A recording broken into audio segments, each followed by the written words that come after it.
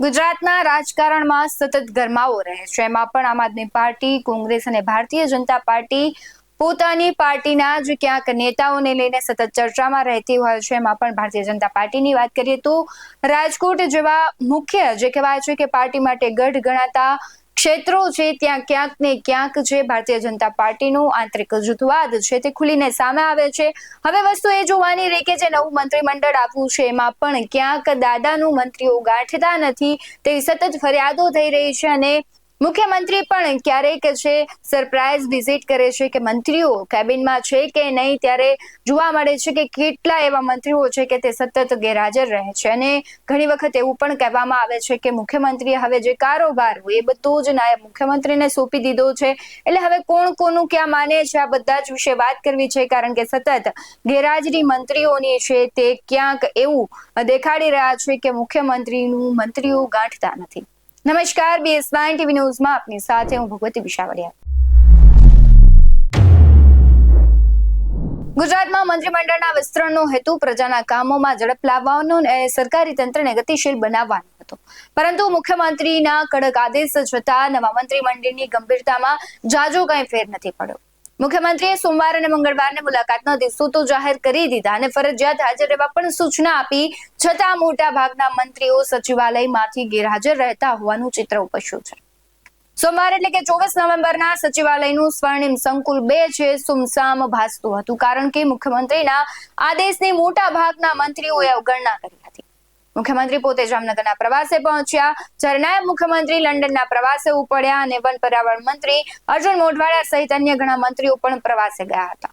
નવનિયુક્ત મંત્રીઓ તો હજુ સુધી તેમના મત વિસ્તારમાં અભિનંદન સમારોહ એટલે કે હારતોરામાંથી બહાર આવ્યા નથી અને ચેમ્બરમાં ગેરહાજર સતત રહે છે.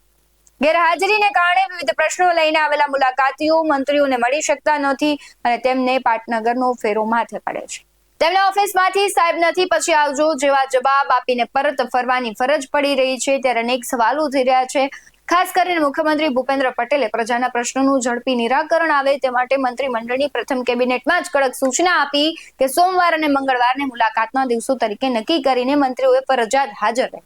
આ 2 દિવસ દરમિયાન મંત્રીઓએ બેઠકનું આયોજન પણ ટાળવું જેથી મુલાકાતીઓને મળી શકાય અને આ સાથે જ આ સૂચનાઓ સચિવાલયમાં સૂચના બોર્ડ પર પણ લગાવાય છે. છતાં મંત્રીઓ સેટની શિખામણ ઝાપા સુધીની ઉક્તિને સાર્થક કરી રહ્યા હોય તેવા ઘાટ સર્જાઈ રહ્યા છે.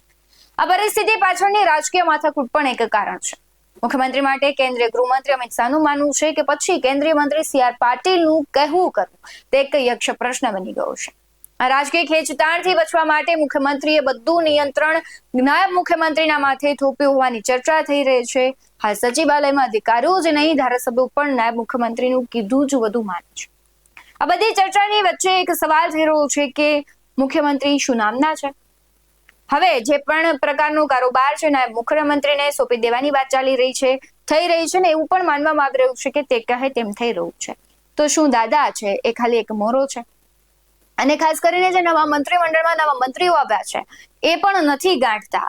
એટલે સવાલ અત્યારે થઈ રહ્યો છે કે જે પ્રમાણે અધિકારીતા રાજ દેખાઈ રહ્યું છે, શું મંત્રીઓ પણ પોતાને મનફાવે એમ જ કરવાનું છે? જનતાના પ્રશ્નો માટે તેમને ત્યાં બેસાડ્યા છે તો 2 દિવસ પણ મંત્રીઓ ત્યાં રહેતા નથી.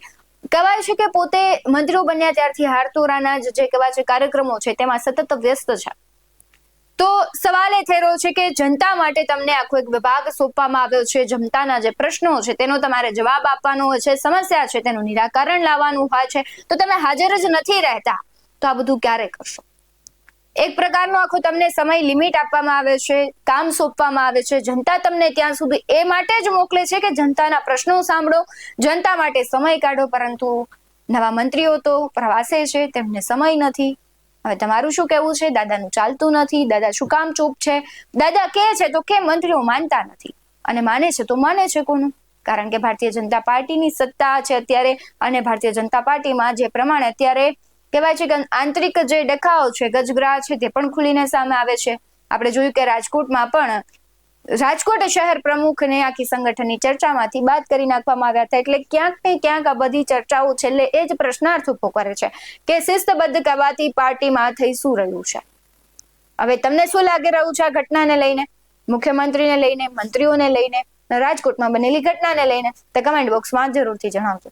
બાકી આવા જ વધુ અહેવાલો સાથે ફરી મળતા રહીશું. તમે અમારી યુટ્યુબ ચેનલને સબસ્ક્રાઇબ કરવાનું, અમને ફેસબુક અને ઇન્સ્ટાગ્રામ પર ફોલો કરવાનું ભૂલશો નહીં. બાકી અવનવી અપડેટ્સ મેળવવા માટે આપ જોતા રહો OBS 90 ન્યૂઝ. નમસ્કાર.